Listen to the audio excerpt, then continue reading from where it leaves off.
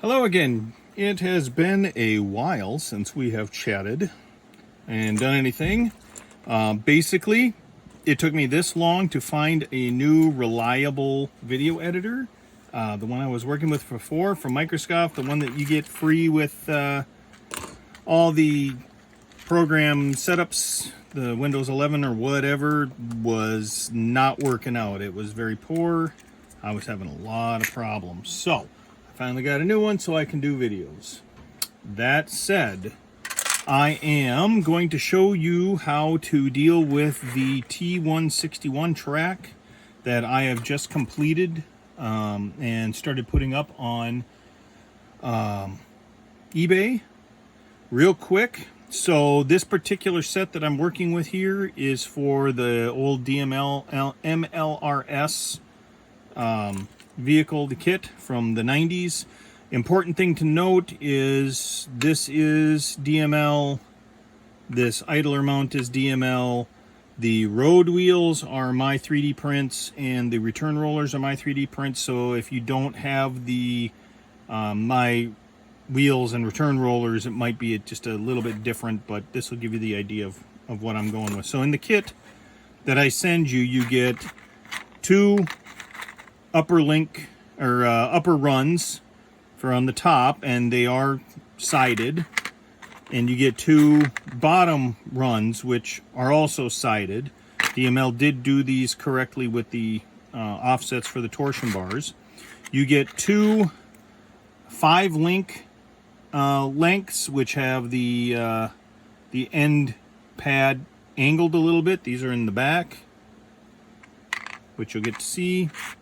And then you have these 6-link sections that only have the end connectors tilted, and those go in the front.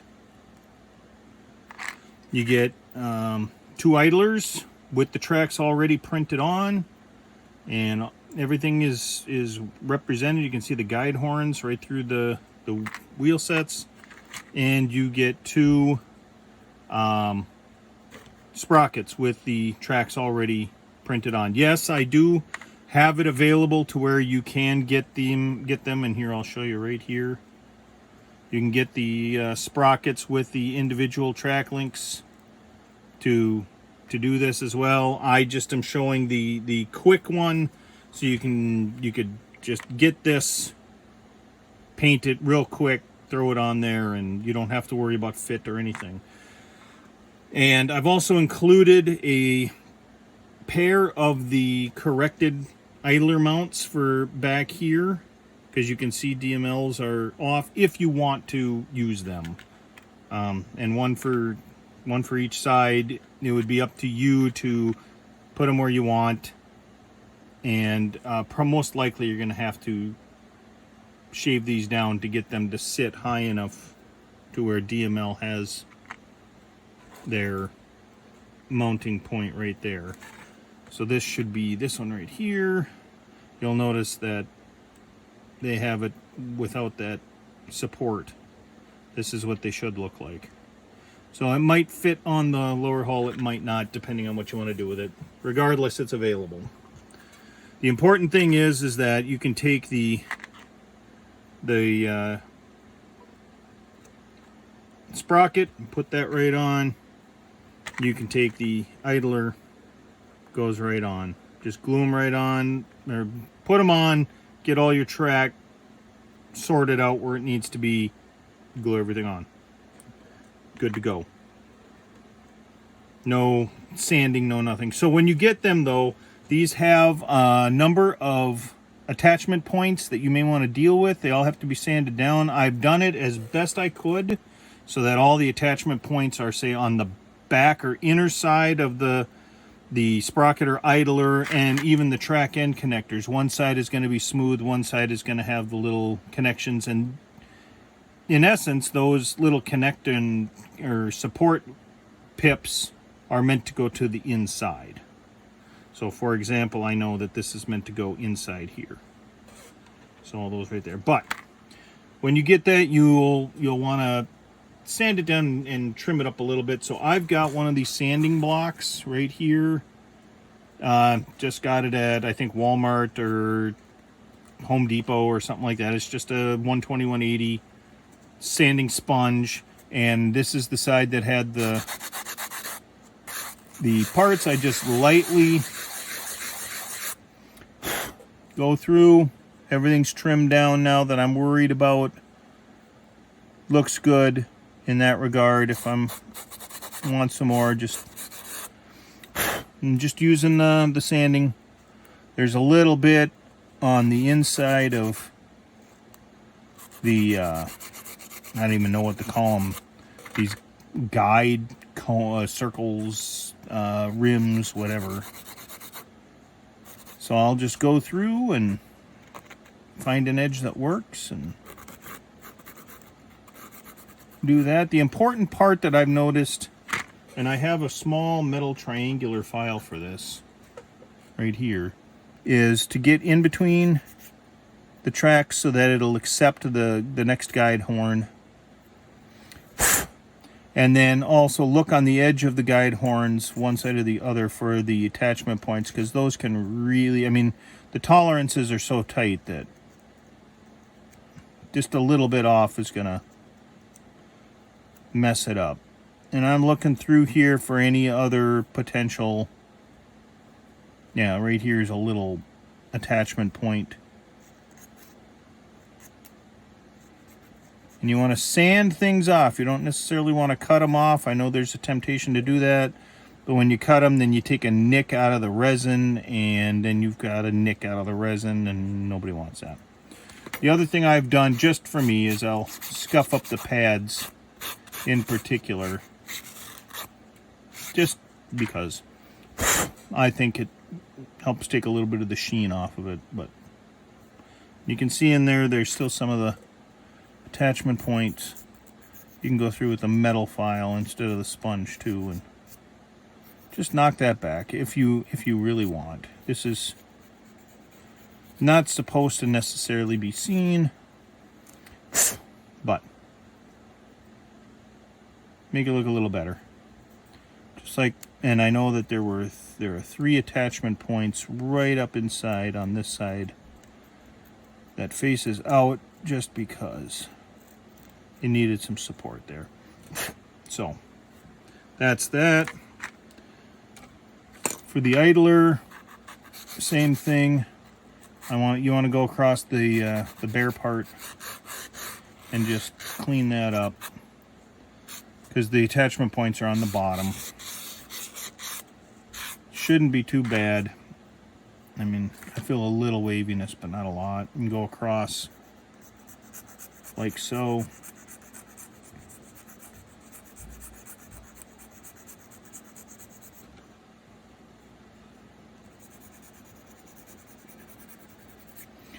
And again, you want to go through and just make sure that there aren't any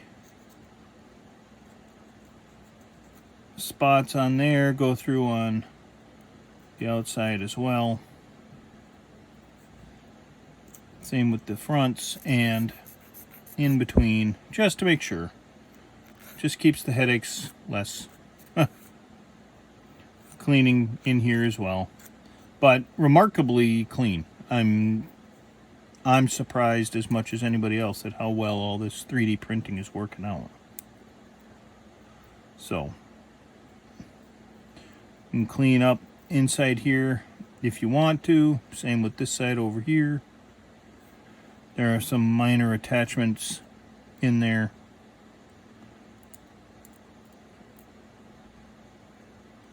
But this is not going to be seen. This is the back side, so it's up to you if you want to deal with it or not to get a good look. But that's the idler, and again, fits right on there. Now, these smaller track links, like the larger ones, they have one side that's smooth because there were no attachment points, and one side that has attachment points. I've just been using the sponge again and go down the side very gently, just like this, to grind those down till I can't feel them, and then I will run one side of the track pads like that, and another, for that side, just to rough this up a little bit, and then I holding carefully to those center guide horns, I will rub the tracks, because these have the attachment points for the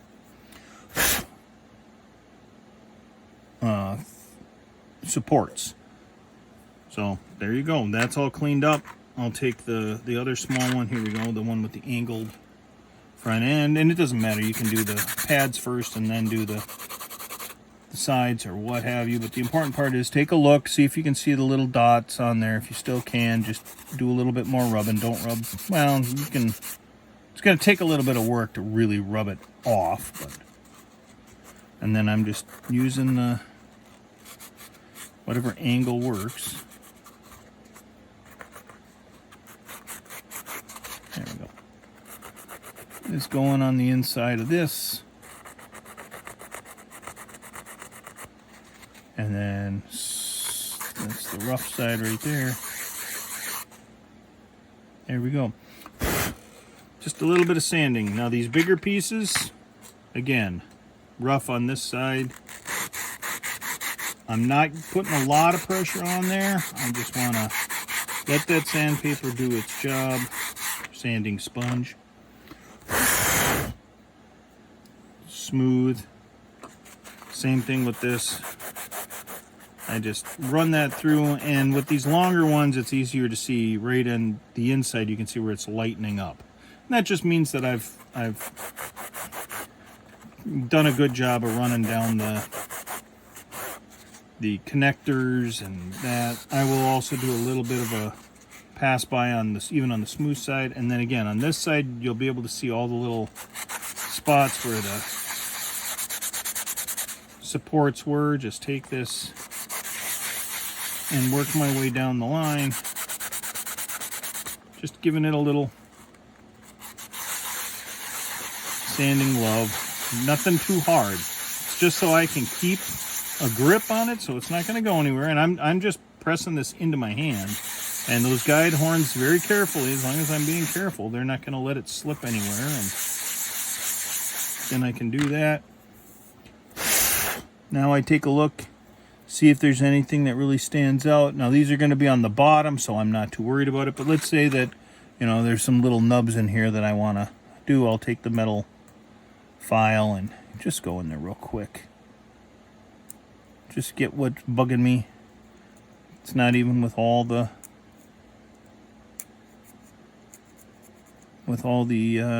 pads.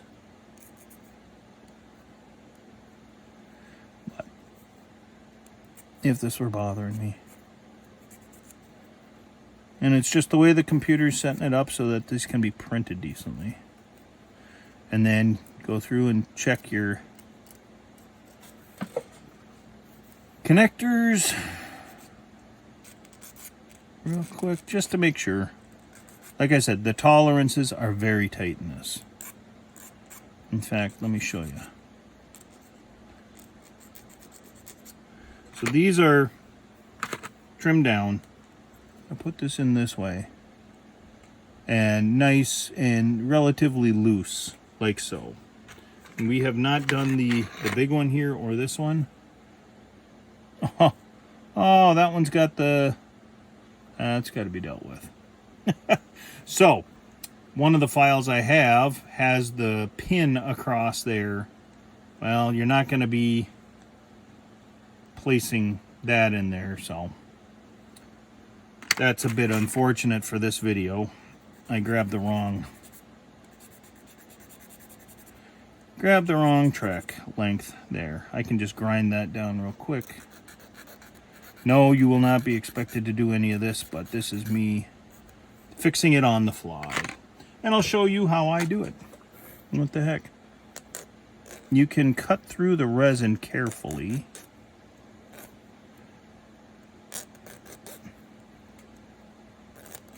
So I just took my saw and my file to cut that bar out. Technically that bar should not be there. I don't know why it is. But My point is that these are barely cleaned up and their tolerances are tighter. See, this one doesn't have a problem with the bar.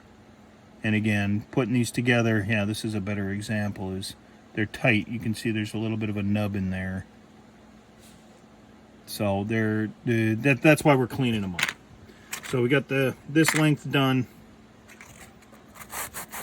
Again, rubbing down here, and as soon as it starts to discolor right next to those guide horns on that resin, I know I've had some exposure to the sanding. Now, is there anything there? No. I mean, there's no supports there or anything like that, but again, for the print and how this is done, so I'm sanding down the smooth side right now, just makes it look and feel nicer overall. Makes me feel comfortable.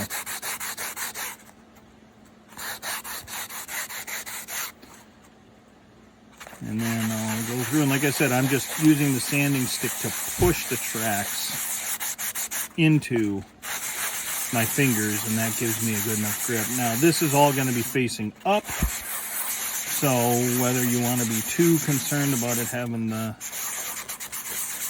support tips on there or not is up to you. But anyways, it's as simple as that. I've also included some extra tracks, 4 with angled connectors and 4 with straight connectors, just in case something breaks, you want to add something, you need an extra track or 2, maybe you want to put the spares on there as extra armor, whatever, you've got them. And so for this, carefully lift this up. I believe this is the longer side.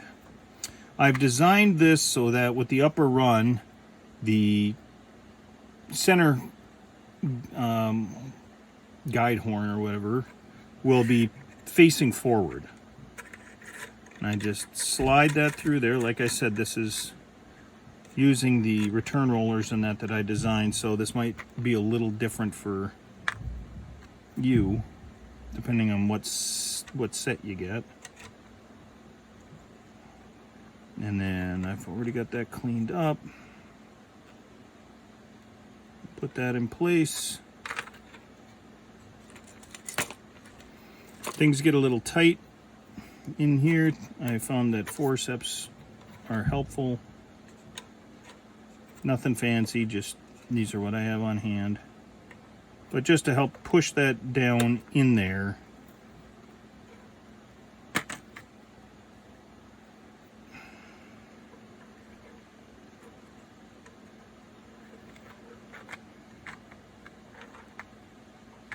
Now, looks like the end connector on this one is broken. I've been messing with this stuff getting this ready for the video, so you should not be getting anything damaged at all. But you can see that fits right in there, that fits right in there. Taking this right here, again, with that point going. Now this is loose. Now to make sure that that stays in place, just for this demonstration, I'm putting a little strip of tape to keep that in there, sort of.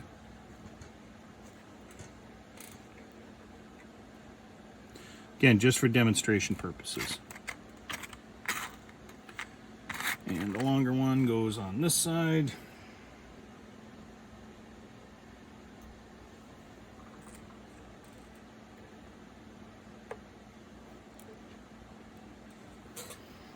There, and then the 6-track piece with the angle goes right on this side,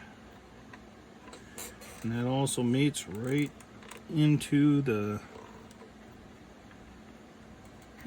wheel. Now this is where, in this case, having these independent mounts free, you can move the idler around as you see fit,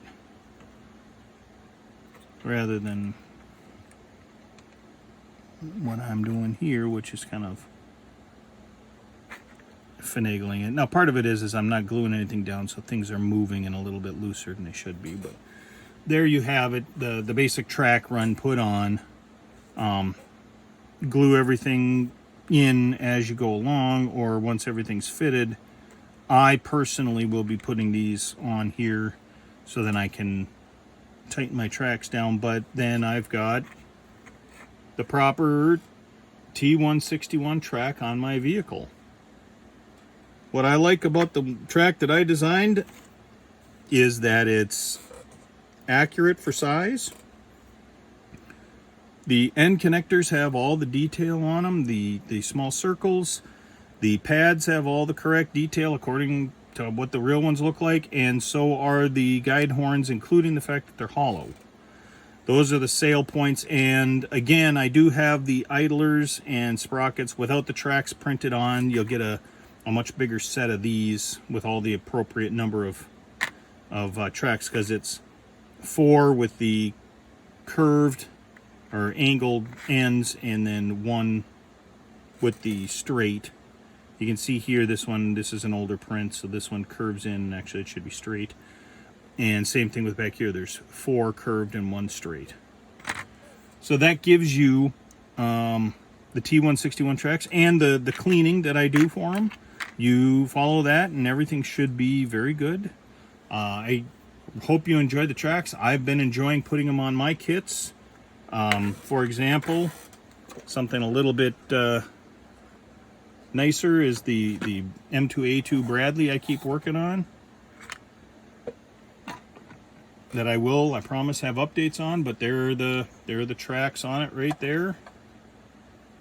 Getting ready to be a Ukrainian M2A2. I mean, you can see that I don't have everything glued on yet, but I'm very happy with how this is going so far. So anyways, enjoy the tracks if you get them, and I will be posting more shortly. Thank you.